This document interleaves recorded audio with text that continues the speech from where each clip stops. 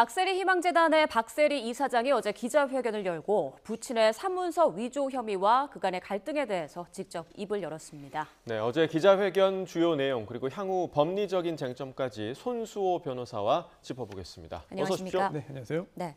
자, 이 부분부터 좀 여쭤보고 싶은데 어제 많은 분들이 기자회견 보면서 참 안타깝다 이런 반응을 보였거든요. 네. 변호사로서 보시기엔 어제 기자회견 좀 어땠나요? 사실 유명인들하고도 함께 일하는 경우들이 종종 있거든요. 예. 그런데 어지간해서는 좋지 않은 일로 대중 앞에 서기를 원치 않습니다. 그런데 어제 박세리 이사장이 기자 앞에 선 모습을 보면서 그동안 마음고생 참 많았겠다. 네. 그리고 오죽했으면 이렇게 나섰겠느냐라는 생각이 들었어요. 특히 배석자가 변호사 한 명이었고요. 그리고 기자들의 질문도 상당 부분은 이제 법률적인 사안이었습니다. 네. 또한 당연히 그에 따라서 박세리 이사장이 내놓은 이야기들도 수사라든지 재판, 채권 채무 관계, 이런 부분들에 대한 답변이 상당 부분 있었거든요. 지금 현재 박세리 이사장이 어떤 상황에 놓여 있으며 또한 그동안 가족 간에 어떤 일들이 있었는지를 짐작할 수 있는 그런 상황이라고 보입니다. 네, 자 어제 그간에 있었던 부녀 갈등에 대해서 이제 기자들 앞에서 많이 털어놨는데 자신이 먼저 이제 이사회에 아버지를 고소하자고 제안을 했다 이런 얘기도 했고 또 주도적으로 소송에 나섰다 이런 점을 좀 어제 좀 분명히 했더라고요. 그렇습니다. 작년 9월에 고소한 사실이 최근에 알려지면서 여러 가지 논란이 있었는데 사실 재단 측에서는 재단 명의의 문서가 위조됐고 또한 고소도 재단이 한 것이기 때문에 부녀 간의 갈등으로 확대 해석하지 말아달라는 입장을 밝히기도 했죠. 하지만 아무리 재단 명의로 고소를 했다 하더라도 재단이 이사회를 열었고 또 박세리 이사장이 또 이사장 아니겠습니까? 그렇다면 당연히 박세리 이사장의 어떤 개인적인 결단도 영향을 미쳤을 것이라고 생각을 했는데 어제 기자들 앞에서 박세리 이사장도 역시 그러한 사실을 밝혔습니다. 그러면서 재단 측의 결정을 수용한 정도를 넘어서 오히려 먼저 제안을 했다고 밝혔는데요. 이 정도 이야기를 한 것을 볼 때 이미 오랜 기간 동안 부녀 간의 갈등이 있었고 또한 그러한 갈등을 더 이상 참을 수 없는 상태에서 그냥 놔뒀다가는 재단에도 불이익이 가해지고 또한 선의의 피해자가 혹시라도 더 생길지 모른다는 생각에 어제 기자들 앞에 선 것으로 보입니다. 네, 결국 모든 건 아버지의 채무 때문에 벌어진 일로 보이는데요. 자, 박세리 이사장 어제 기자회견에서 그동안의 괴로움을 털어놨습니다. 목소리 직접 들어보시죠. 아부토기니까 제가 해결할 수 있는 부분에서는 해결하려고 노력을 했었고 채무 관계에 대해서는 제가 한 번 해결하면 또 다른 채무 관계가 또 수면에 올라오고 또 한 번 해결하면 또 다른 문제가 올라오기 시작했던 게 그게 지금 시발점이 됐던 것 같아요. 그러면서 점점 문제가 더 크게 됐고 그러면서 지금 현재 상황까지 오게 된 거죠. 저희는 이 사업에서도 전혀 알 수도 없었고 저희가 참여한 적도 없었기 때문에 그 부분이 왜 진행이 됐는지는 저도 알 수가 없는 부분이어서 네, 그동안 아버지의 빚을 여러 번 갚아왔던 것으로 보여요. 그런데 이 부모의 빚에 대한 자식의 책임, 법적으로는 어떤가요? 법적으로는 상당히 간명합니다. 즉 아무리 부모와 자녀 사이라 하더라도 부모의 빚을 자녀가 갚을 법적인 의무가 곧바로 생기지는 않습니다. 즉 채무를 상속했다면 상속인으로서 이제 채무를 해결해야 되는 것이고 책임이 생기는 것이고 그리고 또 그 외에 특별한 보증 행위를 했다면 보증 책임, 보증 채무가 생기는 것이죠. 그리고 또 간혹 가다가 이런 일도 있는데요. 유명인 또는 연예인 등이 부모 등에게 대리권을 준 것으로 인정되는 경우들이 있어요. 아니면은 부모가 독단적으로 하는 행동에 대해서 나중에 그러면 이거는 대리권을 수여한 것으로 인정을 해준다거나 아니면은 그냥 참고 갚는다거나 이런 경우들이 있는데 어쨌든 법적으로는 무조건 자녀가 부모의 부채를 갚을 의무를 가진다고 볼 수는 없습니다. 다만 중요한 건 도의적인 부분으로 넘어간다면 또 판단이 달라질 수 있거든요. 즉 채무자 입장에서는 내가 당신 보고 빌려준 게 아니다. 내가 자녀 누구 보고 빌려준 건데 그렇다면은 부모가 못 갚으면 자녀가 갚아야 되는 거 아니냐. 이런 식의 법률적인 분석과 법률적인 조치는 아니지만 여러 가지 공세를 좀 취할 때 유명인 입장에서는 이런 분쟁이 알려짐으로써 얻는 불이익과 또 금전적으로 이거를 법적 책임은 없지만 금전을 내놓으면서 해결하면서 얻는 또 이익을 비교할 수밖에 없거든요. 네, 이런 부분들을 채무자들은 또 노리고 공략하는 경우들이 꽤 있습니다. 네, 결국에는 박세리 이사장이 이제 부모에 대해서 도의적인 책임을 지고 그동안 이제 빚을 갚아왔던 건데 이제는 앞으로는 빚을 더 이상 갚지 않겠다. 어제 기자회견에서 이렇게 선언을 했단 말이죠. 상대 그 사업자들에게 보내는 메시지로도 또 해석이 되고 있습니다. 그렇습니다. 예. 어제 박세리 이사장이 내놓은 이야기들을 좀 몇 가지로 좀 정리할 수 있는데 예, 첫 번째는 재단 명의의 사무소 위조 사건 있잖아요. 예. 이 부분에 대해서 고소했고 수사가 어떻게 진행될지를 밝히면서 새만금과 관련은 없다는 걸 명확히 했고요. 또한 두 번째로는 부친과 관련된 부채 부분도 이야기했잖아요. 법적으로 갚을 의무 없다. 그러니까 앞으로 나에게 청구하지 말아라. 라는 그런 명확한 입장을 밝힐 것으로 보입니다. 그리고 또 세 번째로는 경매 관련된 얘기도 밝혔는데 사실관계가 정확하지 않게 공개된 부분들에 대해서 바로잡겠다는 의도를 밝힌 것으로 보이고요. 특히 이 부모의 빚에 대해서 자녀에게 갚으라고 요구하는 경우들, 뭐 그런 청구를 하고 요구를 하는 것 자체를 뭐 너무 강하게 비난할 수는 없습니다. 채권자 입장에서는 여러 가지 활동을 할 수 있는 것이니까요. 다만 어딘가에 폭로하겠다 또는 어딘가에 제보하겠다 또는 뭐 가만히 있지 않겠다. 그건 협박이잖아요. 그렇습니다. 예. 예. 방송국에 이야기하겠다, 뭐 단체에 이야기하겠다 이런 식의 행동을 하는 경우들이 있거든요. 아마도 짐작입니다만 박세리 이사장도 아마 그와 유사한 경우에 여러 번 처했을 수도 있습니다. 그렇다면 그런 것도 또 많이 쌓였기 때문에 어제 기자회견까지 이르지 않았을까라는 생각도 들어요. 네, 앞서 부동산 경매권 얘기를 해주셨는데 부동산에 있는 집이 이제 예능 프로그램에 나오면서 더 많은 관심을 받고 주목을 받았잖아요. 네. 어제 이제 박세리 이사장이 법적 문제가 이제 없다, 이미 끝난 일이다라고 얘기를 했어요. 네, 그렇습니다. 이 부분에 대한 정리도 굉장히 중요해요. 왜냐하면 경매가 시작됐다, 뭐 경매가 진행 중이다, 경매에 넘어갔다 이런 표현은 그 대상자의 현재 재무 상태가 굉장히 좋지 않다는 의미로 해석됩니다. 예. 그렇기 때문에 이렇게 재무 상태가 좋지 않은 상태에서 정상적인 활동을 못하는 거 아니냐라든지 또한 재정적인 문제를 넘어서 어떤 특정 개인에 대한 평가에도 이제 좋지 않은 영향을 줄 수 있기 때문에 이 부분 바로잡은 것으로 보이고요. 경매가 진행됐던 것은 사실인 것 같아요. 하지만 최근의 일이 아니라 오래 전의 일이고 또 그 당시에 당시 박세리 씨와 또 부친이 절반씩 부동산 지분을 가지고 있었는데 이제 아버지에 대한 채권자들이 그 아버지의 지분에 대한 여러 가지 집행을 한 것 같습니다. 그러자 이 사실을 뒤늦게 한 박세리 씨가 부친의 빚을 대신 변제해주고 그리고 또 부친의 이 지분을 인수함으로써 현재는 온전히 소유권을 가지고 있는 것으로 보이거든요.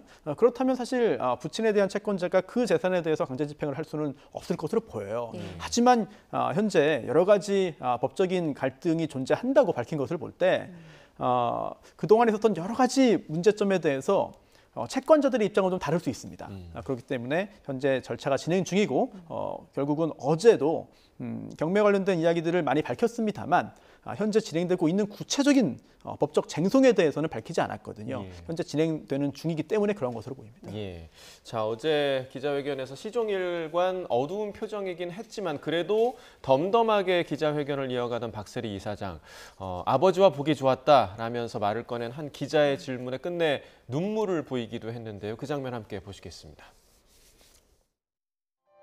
저희 아빠이기 때문에 아빠가 갖고 계셨던 모든 채무 관련해서 제가 다 변제를 해드렸지만 이제 더 이상은 제가 할 수 있는 부분, 할 수 없는 부분까지 오게 됐던 거예요. 눈물이 안 날 줄 알았어요, 진짜. 왜냐면 화도 너무 나고 막을 수 없냐고 말씀하셨잖아요. 많았죠. 계속 막았고 계속 반대를 했고 그래서 저는 아예 그 부분에 있어서는 아예 저도 그래서 아빠와 저 의견이 완전 달랐죠. 상황이 이렇게 된 거에 대해서는 저도 굉장히 유감이죠. 사실 뭐 선수 시절에도 거의 본 적이 없는 박세리 이사장의 눈물인데 그동안 참 너무 많이 힘들었구나, 괴로웠구나 그런 심정이 느껴지는 장면이었습니다. 그렇습니다. 예. 오죽했으면 기자들 앞에 나서서 예. 본인이 감추고 싶은 이야기, 뭐 드러내고 싶지 않은 이야기들을 할 수밖에 없게 되었는가 이런 생각을 하게 되고요. 그리고 또 조금 전에 그 눈물을 흘리는 장면 그 전에는 이제 현재 상황이 어떠한지 또 그동안 어떤 일이 있었는지 법적으로 어떤 상황인지 등에 대한 질문이 있었거든요. 예. 여기에 대해서는 상당히 당당하게 그리고 또 자신 있게 또한 담담하게 이야기를 했습니다. 하지만 부친에 대한 직접적인 이야기가 나오고 또한 또 오랜 기간 이 이 분열을 함께 본 그런 기자의 질문이었거든요. 예, 맞아요. 그러자 이제 감정이 결국은 좀 격앙되고 말았는데 이런 걸 볼 때 그동안 갈등이 정말 몇 번 있었거나 아니면은 문제가 정말 뭐 어느 정도로 몇 번 밝혀내서 또 해결했다면은 여기까지 오지 않았을 거예요. 하지만 그동안 박세리 씨가 어제 다 밝히지 않았지만 예. 굉장히 많은 여러 가지 그 가정 내의 일들이 있었을 것이거든요. 네, 그렇죠. 그런 부분들을 그동안 사귀고 있었을 것을 생각하니까 뭐 외부자지만 어제 저 모습을 보면서 상당히 좀 안타까운 심정을 느낄 수밖에 저도 없습니다. 같이 좀 울컥했는데 그런데 부친이 왜 그렇게 빚이 많았는지 혹시 좀 알려진 게 있나요? 이 부분에 대해서도 어제 질문이 나왔습니다. 예. 그런데 박세리 이사장이 답답하다고 말을 했어요. 자신도 모르겠다. 네, 그래서 그동안 여러 건을 해결을 해줬지만 지금 현재 어느 정도의 또 부채가 있는 것이며 또한 본인이 전부 다 알지 못하는 상황에서 도대체 어떻게 해야 되는지 모르겠다는 취지의 이야기로 해석이 되는데요. 선수 생활을 굉장히 오래 했습니다. 예. 그리고 은퇴를 하고 이제 국내에 돌아와서 여러 가지 활동들을 하고 있는데 선수 시절에 사실 선수 생활에 전념하면서 기타 뭐 재산 관리라든지 이런 부분들을 거의 신경을 못 썼다고 알려져 있거든요.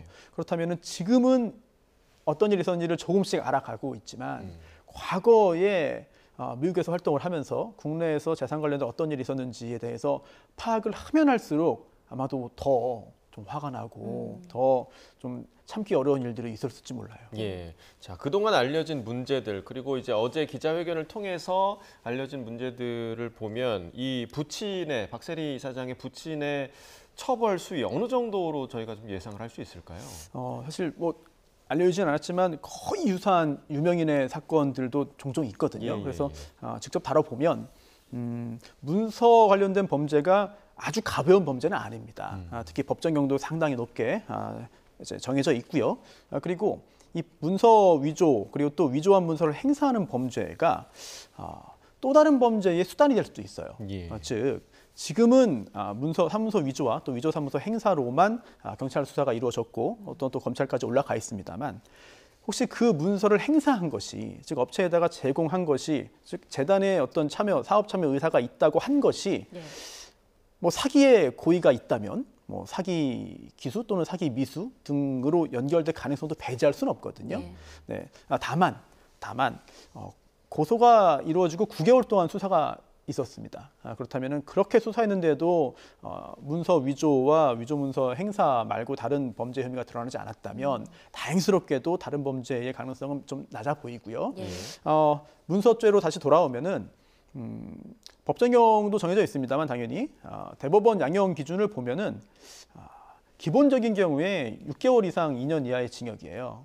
그런데 이제 감경 영역으로 가면은 1년 이하의 징역이거든요. 그런데 그 중에 중요한 게 동정 전과가 있느냐, 반성하고 있느냐, 예. 그리고 피해자의 의사가 어떠냐 여기에 더해서 실질적인 그리고 현실적인 위험이 발생했느냐의 부분입니다. 예. 즉 이 문서를 위조를 해서 행사를 함으로 인해서 누군가에게 어떠한 피해가 생겼으며 손해가 생겼느냐 이 부분을 따져봐야 되는데 어제 박세리 사장이 직접 밝혔거든요. 문서가 위조된 건 맞지만 재단이 실질적인 피해를 입은 건 없다라고 예. 밝혔어요. 네. 현재까지는 그렇다면 그 부분도 만약에 이게 문서 위조가 유죄라고 가정하더라도 이제 그 피고인 행위자에게 유리하게 작용할 것으로 보입니다. 그럼 박세리 이사장이 나중에 뭐 처벌을 원하지 않는다라고 했을 경우에는 뭐 집행유예나 뭐 처벌을 받지 않을 수도 있는 건가요? 처벌을 받지 않기는 어려울 것 같고요. 예. 일단 문서를 위조한 것이 사실이라면 어제 소장의 모습을 보니까 위조 가능성이 상당히 높아 보입니다. 그런데 법정형이 징역형이라 하더라도 뭐 초범인지 여부, 반성하는지 여부, 또 피해자의 의사 여부에 따라서 무조건 다 이게 감옥에 간다는 의미는 아니거든요. 예, 그렇기 때문에 문서죄를 범했다 하더라도 곧바로 뭐 징역형 그리고 실형을 의미하는 건 아니라는 부분을 네. 말씀드려야 될 것 같습니다. 네. 자, 박세리 이사장의 이번 일을 이제 보면 떠오르는 다른 연예인 비슷한 그런 가족 간의 금전 문제가 발생했던 다른 연예인들도 사건도 좀 떠오르는데 왜 이런 일이 자주 발생하는 걸까요? 우선 모든 연예인에게 다 그런 일이 발생하는 건 아니잖아요. 예, 예. 예, 그리고 그중에 아주 일부인데 또 이런 일이 벌어졌지만 다행히도 대중들에게 공개되지 않은 경우도 꽤 많아요. 그렇다면은 물론 가정 내의 일이기 때문에 왜 그런 일이 생겼으며 왜 갈등이 벌어졌느냐 뭐 이렇게 지적을 하거나 뭔가 힐난을 하기는 좀 힘듭니다만 가족의 어떤 능력 또는 가족이 벌어들인 재산에 대해서 본인의 기여가 있다고 생각을 해서 예. 또한 그 기여를 또 생각보다 크게 측정을 해가지고 뭔가 권리를 주장하게 되면 여기에서 문제가 시작되는 경우들이 좀 있는 것 같습니다. 물론 그 반대 경우도 있겠지만요. 최근에 언론에 이름도 많이 오르내렸던 뭐 박수홍 씨라든지 아니면 또 과거에 장윤정 씨도 있었고요. 그렇죠. 그리고 또 모친의 빚 때문에 굉장히 좀 곤란을 겪었던 또 배우 김혜수 씨도 있었고 언론에 공개된 이런 연예인들의 경우에도 본인의 잘못이 아닌데도 불구하고 연예인이기 때문에 피해를 입는 경우들이 있거든요.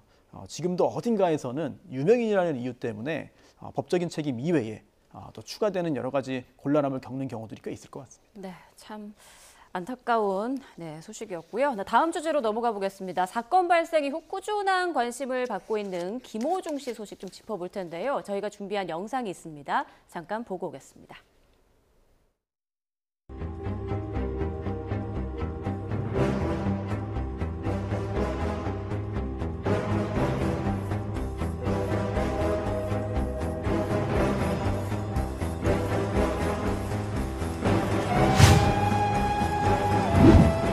하지만 경찰이 김 씨를 성추하면서 적용했던 음주운전 혐의는 빠졌습니다.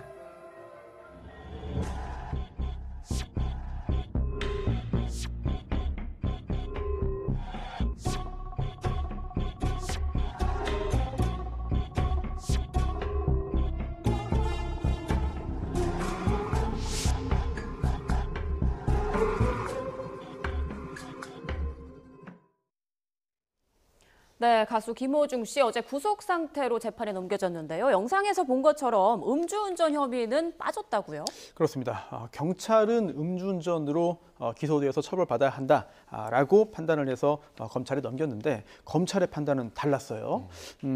기소를 하지 않은 게 김호중 씨에 대한 어떤 선처라든지 뭐 김호중 씨를 봐주었다고 보기보다는 기소를 해도 유죄 판결을 받기 어려울 것이다라는 판단 하에 아예 기소하지 않은 것으로 보는 것이 맞겠습니다. 예, 그러면 그 경찰에서 이제 넘겼던 위드마크 공식 이거는 법원에서 증거로 채택되기가 어려운 걸로 봐야 되나요? 네. 법원에서 이런 위드마크 공식을 적용한 운전 당시의 혈중 알코올 농도 특정된 그 수치를 바탕으로 한 유죄 판결 법원도 내리고 있습니다. 하고 있어요. 하지만 굉장히 좀 제한적으로 하고 있습니다. 즉 엄격한 요건을 적용하고 있는 것인데요. 왜냐하면 위드마크 공식을 적용했다는 얘기 자체가 운전 중에 또는 운전 직후에 측정을 하지 못했다는 걸 말하거든요. 네, 그렇기 때문에 결국은 여러 가지 요소들이 적용되다 보니 정확하지 않을 수가 있다는 거예요.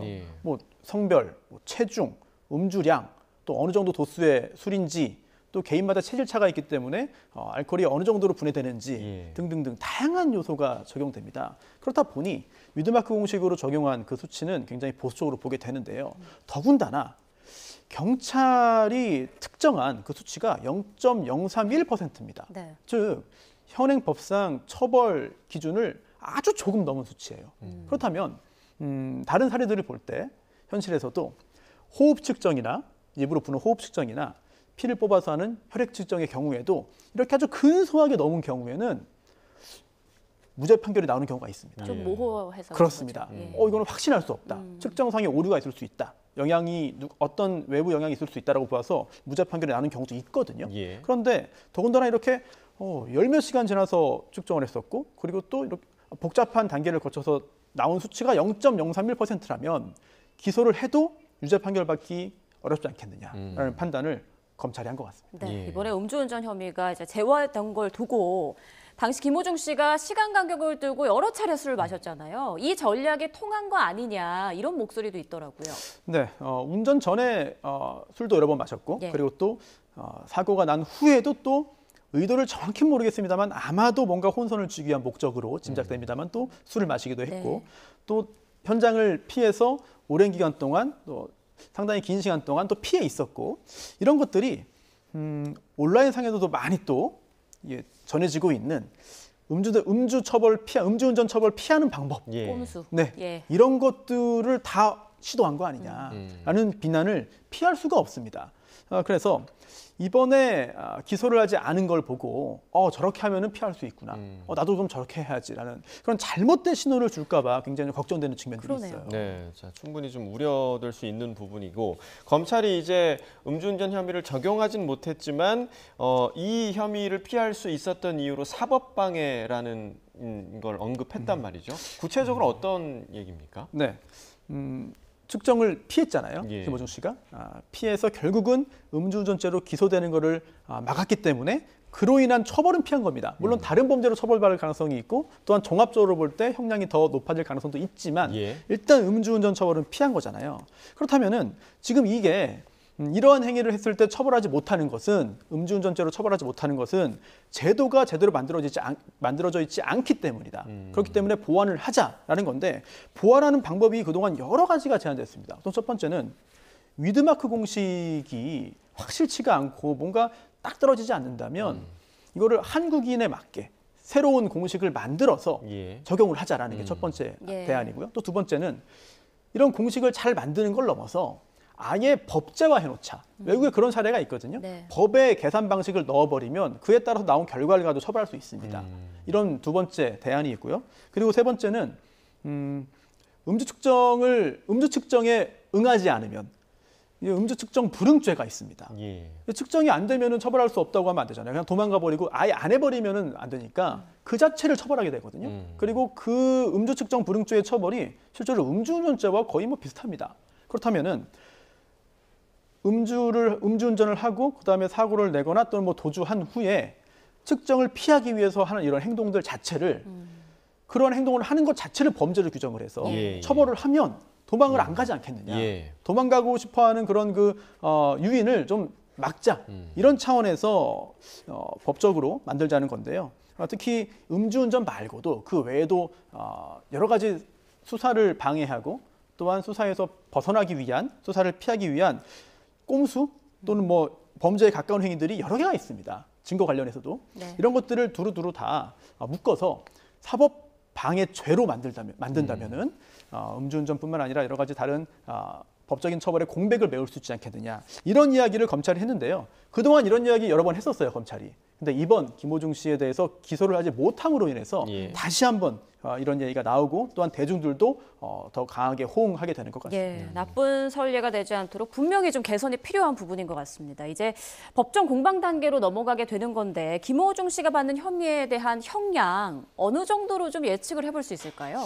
사실 뭐 숫자로 예측하는 게 그렇게 큰 의미가 있지는 않은 것 같아요. 왜냐하면 일단 형량이라고 하는 게 유죄 판결이 나와야 되는 거거든요. 그런데 예. 지금 이 사건에서는 음주운전죄 말고 나머지 다 무조건 유죄냐? 이것도 사실 장담할 수 없습니다. 왜냐하면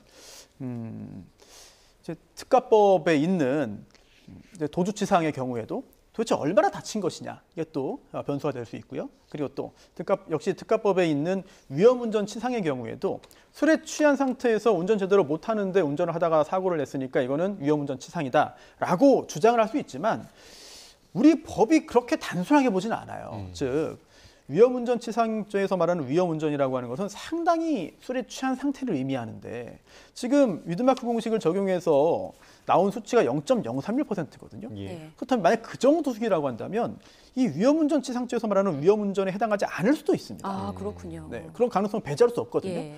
음주운전죄가 처벌 안 되니까 무조건 위험운전 치상이야. 이렇게 보면 안 돼요. 오히려 더 엄격한 조건이 적용되는 게 위험운전 치상죄입니다. 예. 그렇다면 지금 뭐 형량의 예측이라든지 이런 것도 굉장히 중요하고 의미 있습니다만 앞으로 재판에서 어떤 범죄가 유죄가 나오고 또 어떤 범죄에 대해서는 또 여러 가지 논란이 있을 것이냐. 이 부분에 대한 판단이 더 중요할 것 같습니다. 예. 네, 알겠습니다. 지금까지 손수호 변호사와 주요 사건들 짚어봤습니다. 고맙습니다. 네, 고맙습니다.